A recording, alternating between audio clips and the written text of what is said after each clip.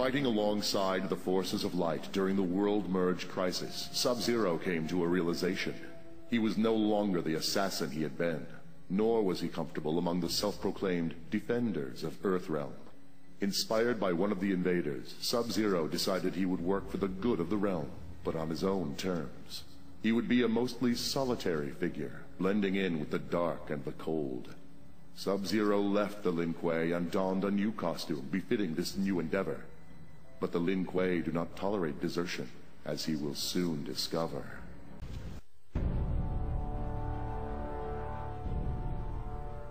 Though Dark Khan was defeated, his consciousness lived on. The Dark Lord's power and maliciousness found the perfect host in the body of the wrathful Scorpion. In the midst of his agony, Scorpion knew that he would soon be the most powerful creature in the universe, if he survived the transformation.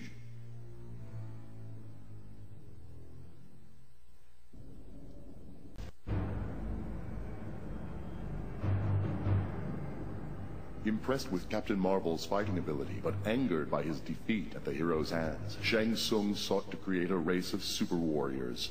They would have Captain Marvel's abilities, but would be a perversion of the hero's image.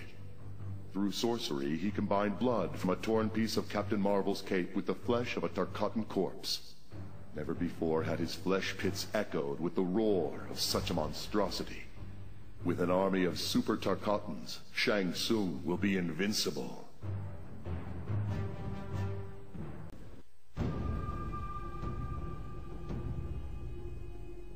As the interdimensional conflict ended, Raiden returned to Earthrealm, only to discover that exposure to his homeworld's sun weakened him greatly. The sorcerer Quan Chi offered Raiden a jade-colored stone that would replenish his power, in return for his sworn allegiance. Where Quan Chi acquired this stone is a mystery. Raiden must now decide between servitude to an evil sorcerer or mortality.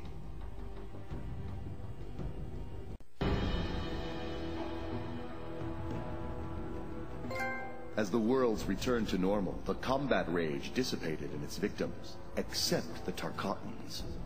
Through the rage, the savage outworld race has descended to an even greater level of bloodlust. Marking their foreheads with the blood of their enemies, they now storm throughout the realms, dominating all.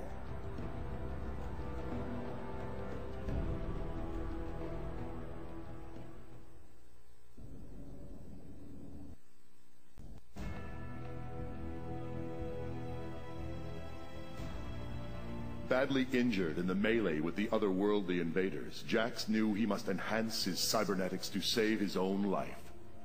He underwent massive anatomical restructuring, replacing most of his body with mechanized, fully armored versions. Jax is now more powerful than ever, but at the cost of his humanity.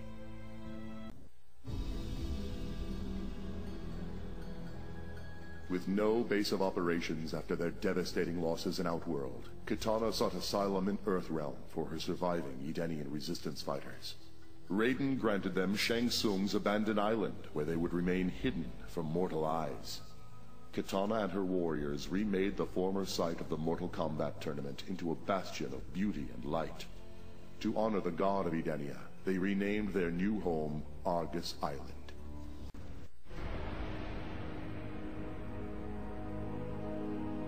Through intense study, Raiden was able to unlock the secrets of the Rock of Eternity and determine its function.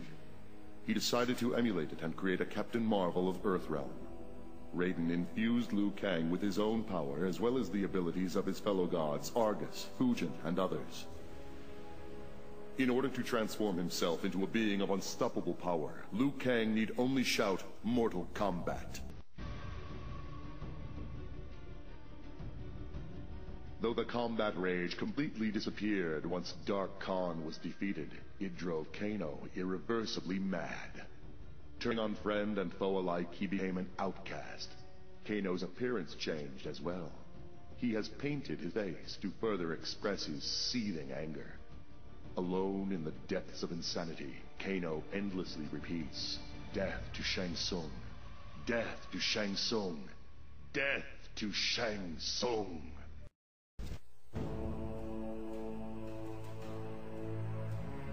During the World Merge Crisis, a member of the Green Lantern Corps was killed. At the moment of his death, his power ring traveled to Sonya, taking her as its new master. When the worlds were once again separated, the ring stayed with her. Now she has the ultimate weapon, but only one charge.